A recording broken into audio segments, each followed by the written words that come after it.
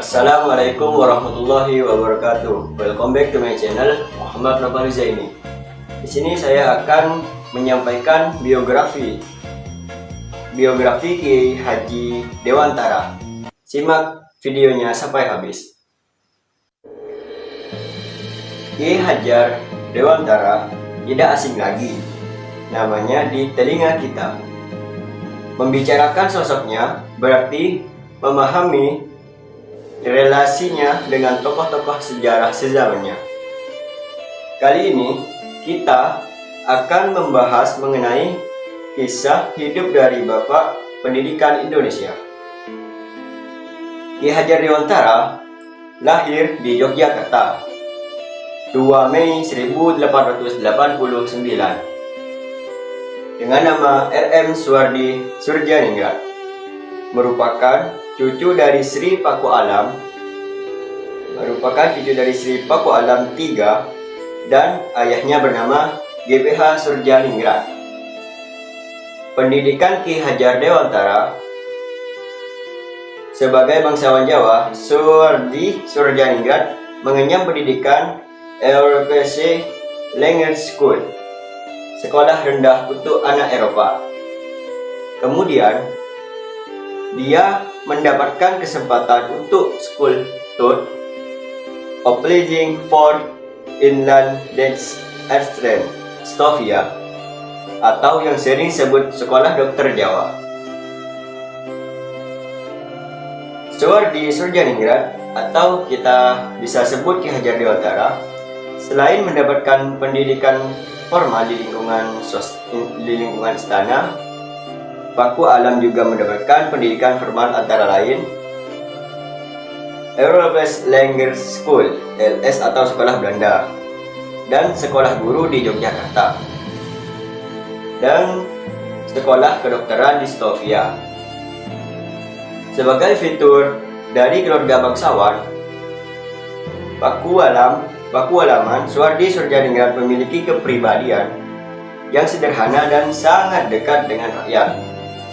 Jiwanya menyatu melalui pendidikan dan budaya lokal guna mencapai kesetaraan sosial politik dalam masyarakat kolonial.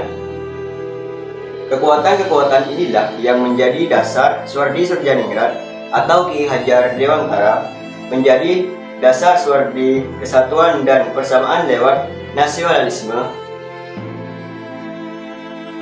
kultural sampai dengan nasionalisme politik. Profesi yang digeluti oleh Suwardi Surjaningrat atau kita bisa sebut Ki Hajar Dewantara adalah dunia jurnalisme yang berkiprah di beberapa surat kabar dan majalah pada waktu itu. Selain sebagai wartawan, ia juga aktif di berbagai organisasi sosial dan politik.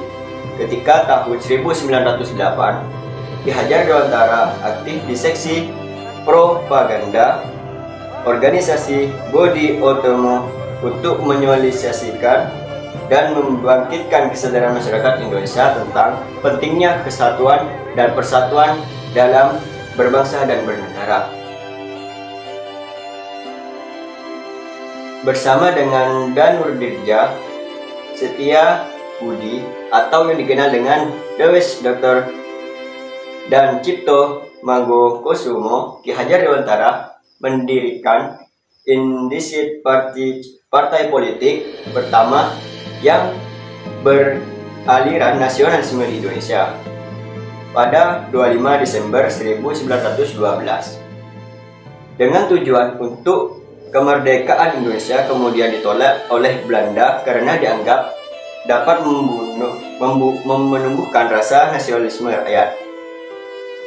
Setelah pendaftaran status pada Badan Hukum Indicid Partis ditolak, Ki Hajar Dewantara ikut membentuk komite ini sekaligus sebagai komite tandingan dari Komite Perayaan Status Tahun Kemerdekaan Bangsa.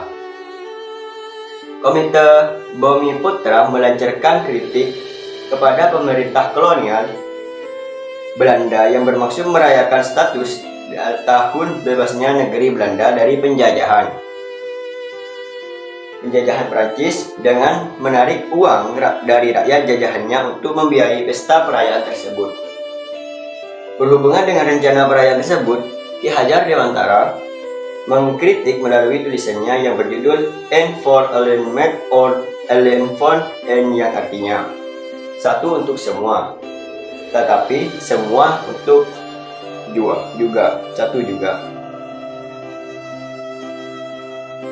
Setelah kembali dari pengasingan bersama dengan teman-temannya, Ki Hajar Dewantara mendirikan sebuah perguruan yang bercorak nasional. Perguruan Nasional Taman Siswa pada Juli 1992. Lembaga pendidikan yang memberikan kesempatan bagi pribumi kelas bawah untuk bisa memperoleh hak pendidikan seperti halnya para priai maupun orang-orang Belanda. Perguruan ini mengubah metode pengajaran kolonial, yaitu dari sistem pendidikan, perintah, dan saksi ke pendidikan pamong yang sangat menekankan pendidikan mengenai pentingnya rasa kebangsaan kepada peserta didik agar mereka dicintai bangsa dan tanah air dan berjuang untuk memperoleh kemerdekaan. Dalam membangun taman siswa, banyak rintangan yang dihadapi Ki Hajar Dewantara. Pemerintah kolonial Belanda berusaha membatasi dengan mengeluarkan organisasi sekolah liar pada 1 Oktober 1932. Di Indonesia, Ki Hajar Dewantara mencurahkan perhatian di bidang pendidikan sebagai bagian dari alat perjuangan meraih kemerdekaan kepada peserta didik agar mereka mencintai tanah air dan berjuang memperoleh kemerdekaan. Di tengah keseriusannya di bidang pendidikan, Ki Hajar Dewantara tetap rajin berkarya. Penulisannya kemudian beralih dari nuansa politik ke pendidikan dan kebudayaan berwawasan kebangsaan. Melalui tulisan-tulisannya itulah Ki Hajar Dewantara berhasil meletakkan dasar-dasar pendidikan nasional bagi negeri Indonesia. Namun kolonial Belanda juga mengadakan usaha bagaimana cara melemahkan perjuangan gerakan politik yang dipelopori oleh taman siswa. Tindakan kolonial Belanda tersebut adalah Onderwijs Ordonnansie 1932. Dicanangkan oleh Gubernur Jenderal pada 17 September 1932 dan pada 15 sampai 16 Oktober 1932 MLPTS mengadakan sidang istimewa di Tosari, Jawa Timur untuk merundingkan ordinasi tersebut. Perjuangan Ki Hajar Dewantara belum selesai untuk mendidik penerus bangsa, namun ia sudah wafat terlebih dahulu pada 26 April 1959 dan dimakamkan di pemakaman keluarga Taman Siswa Wijaya Brata, Yogyakarta. Tanggal kelahirannya sekarang diperingati di Indonesia sebagai Hari Pendidikan Nasional. Bagian dari semboyan ciptanya, Tut Uri Handayani, yang menjadi slogan Kementerian Pendidikan.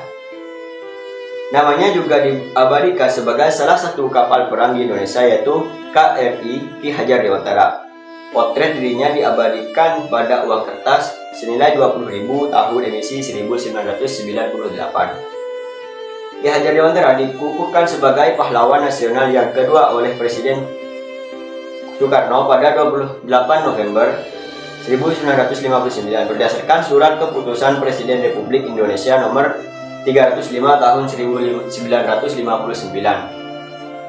28 November 1959 untuk mengingat jasa-jasa Ki Hajar Dewantara. Didirikanlah Museum Dewantara Kirti Griya di Yogyakarta. Dalam Kamus Besar Bahasa Indonesia atau KBBI, trilogi berarti 3 hal yang saling bertaut atau bergantung. Konsep trilogi Ki Hajar Dewantara yang digunakan sebagai pijakan yaitu ing ngarsasung tulada, ing madya mangun karsa tuturi handayani. Berbagai visi pendidikan Ki Hajar Dewantara dapat kamu temukan pada buku visi pendidikan Ajaran Ki Hajar Dewantara yang pertama ini menggambarkan situasi di mana seorang pendidik bukan hanya sebagai orang yang berjalan di depan, tetapi juga harus menjadi teladan bagi semua orang yang mengikutinya. Selain mendidik dan transfer ilmu, pendidik juga harus memberikan contoh kepada peserta didiknya mengenai hal yang diajarkannya. Kata Ing Ngarsa tidak dapat berdiri sendiri jika tidak mendapatkan kalimat penjelas di belakangnya. Artinya, seorang yang berada di depan kita belum menjadi teladan, belum pantas menyandang gelar pendidik. Ing Ngarsa Sungtulada menekankan pada ranah afektif yang berkaitan dengan sikap, perilaku, emosi, dan nilai. Ranah ini mengenai perilaku pendidikan yang akan menjadi teladan bagi peserta didik, karena sejatinya setiap apapun yang dilakukan pendidik akan menarik perhatian contoh bagi peserta didik.